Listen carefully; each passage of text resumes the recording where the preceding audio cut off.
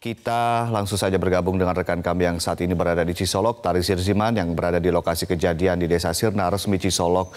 Taris, bagaimanakah cuaca dan proses pencarian korban di hari ketiga kali ini dan bagaimana dengan kondisi fisik di lokasi pasca longsor? Untuk proses evakuasi yang dilakukan di titik terjadinya longsor di Kecamatan Cisolok, tepatnya di Desa Sirna Resmi, saat ini masih terus dilakukan upaya evakuasi, namun sebelumnya sempat dihentikan sementara setelah terjadi hujan cukup deras di wilayah ini. Karena memang untuk evakuasi dilakukan dengan menunjukkan sejumlah alat berat dan juga sejumlah relawan dan petugas gabungan TNI Polri dan juga BPBD, Basarnas serta BNPB untuk mencari korban yang masih dinyatakan hilang. Berdasarkan keterangan dari BPBD masih ada sekitar 20 lagi yang perlu dicari. Sementara 2 orang ini baru saja petakan ada di dalam kedalaman 4 meter dari lokasi tanah yang longsor kemarin, dan ini masih terus diupayakan untuk dicari lebih lanjut mengingat kondisi cuaca yang perlu juga diperhatikan dalam proses evakuasi ini. Ade. Iya, bagaimana dengan kondisi fisik di lokasi pasca longsor, Taris? Apakah ada perluasan area longsor mengingat beberapa waktu yang lalu Anda mengatakan longsor atau gemuruh masih terasa dan juga terjadi di kawasan terdampak? Ya, Ade, betul sekali bahwa pada hari Rabu malam lalu, tepat sekitar pukul 11 malam waktu Indonesia Barat, terjadi kembali longsor dan gemuruh cukup kuat terdengar.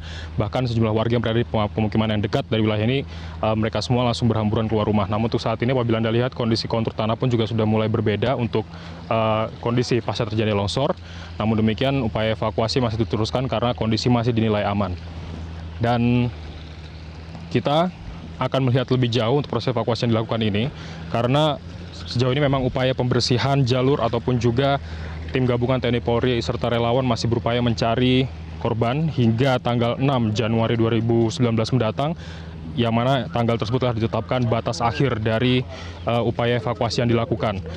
Kita akan coba mencari tahu, Ade, terkait dengan apakah longsor yang terjadi kemarin cukup mengganggu proses evakuasi yang dilakukan hari ini.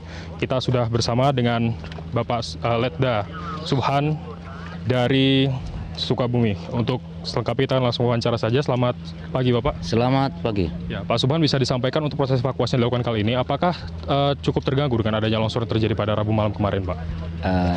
Terima kasih. Kalau untuk terjadi longsor dari Rabu sebenarnya tidak terkendala. Hanya terkendala pada saat cuaca saja kita melaksanakan untuk evakuasi. Kalau dari segi perlengkapan, peralatan kita sudah mencukupi.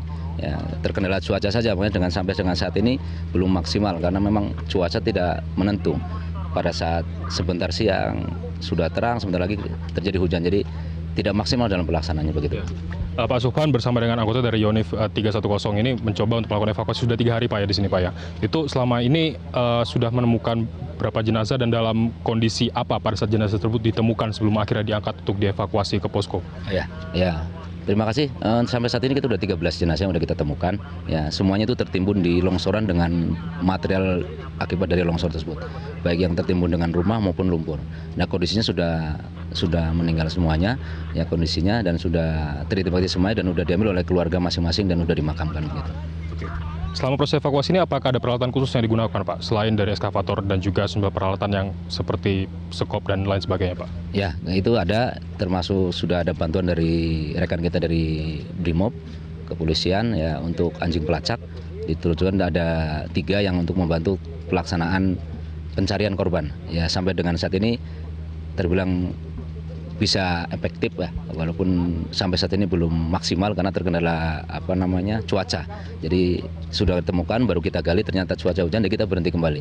Intinya apa yang ada, perlengkapan yang ada di sini kita maksimalkan untuk secepatnya menemukan jenazah yang ada di lumpuran sebenarnya. Oke. Pak Subhan, ini kan kami dapat informasi dari BPBD bahwa untuk jumlah korban yang masih belum ditemukan atau dinyatakan hilang di lokasi ini ada 20 orang, Pak. Itu jadi langkah dalam evakuasi ini, apa saja persiapannya, dan salah satunya yang terkait dengan keselamatan para petugas yang tengah melakukan evakuasi di sini, apa saja, Pak, poin-poinnya untuk keselamatan di sini? Ya. Oke, untuk lebih efektif yang pertama kita bagi 6 tim, ya. Udah kita bagi 6 tim 1, tim 2, tim 4 sampai tim 6, ya. Masing-masing dari tim itu ada tim khusus untuk sebagai pemantau daripada lokasi, daripada takutnya ada longsoran berikutnya. Ya, jadi masing-masing tim dibagi 2 orang untuk pemantau. Pada saat terjadi hal-hal yang tidak diinginkan, semuanya udah bisa kita kasih apa-apa dan semuanya bisa kita tarik mundur. Sampai sekarang semuanya itu berjalan efektif. kalau kekurangan itu kemarin dari 20 udah kita ketemukan 3 lagi. Jadi yang tadinya 11 ya udah kita buat 13. Jadi sisanya mungkin tidak sampai 20 lah. Ya, kita belum bisa pastinya berapa, yang jelas tidak lebih dari 20 lah yang jelas itu. Oke, lalu untuk keselamatan sendiri Pak bagaimana Pak untuk petugasnya Pak yang telah melakukan evakuasi? Ya, perlengkapan yang ada di kita itu semuanya dipakai ya. Termasuk tadi untuk tanda alarm 2 orang kita kirim untuk di atas untuk mengalarm bila terjadi sesuatu, kemudian perlengkapan yang lain ya, kalau yang helm dipakai dengan helm, sepatu bot segala macam, kemudian dengan perlengkapan yang lain seperti tongkat untuk pada saat pelaksanaan masuk ke lokasi karena memang lumpurnya terlalu tebal seperti itu. Baik. Lalu setelah evakuasi untuk hari ini Pak, pada hari Kamis ini sejak pukul 7 pagi tadi sampai dengan saat ini dilakukan, sudah adakah yang ketemu Pak untuk korban yang masih dinyatakan hilang ini Pak? Ya, kalau untuk saat ini memang sudah ada tanda-tanda dua tadi dari hasil survei maupun penemuan dari anjing pelacak dengan menggunakan alat residual besi itu untuk menimbulkan awan panas yang ada di situ. Tapi sampai sini karena memang cuaca tidak memungkinkan, kita hentikan terlebih dahulu, akan kita teruskan nanti setelah badai tuhur itu Pak. Terima kasih banyak Pak Subhan atas waktu informasinya. Demikian wawancara kami dengan Letda Subhan dari Yonif 310 Sukabumi dan untuk dari Yonif 310, dan saat ini upaya pencarian masih terus dilakukan untuk para korban yang belum ditemukan, dan nantinya apabila sudah ditemukan akan dibawa ke posko Divia untuk diidentifikasi dan dipertemukan dengan pihak keluarga.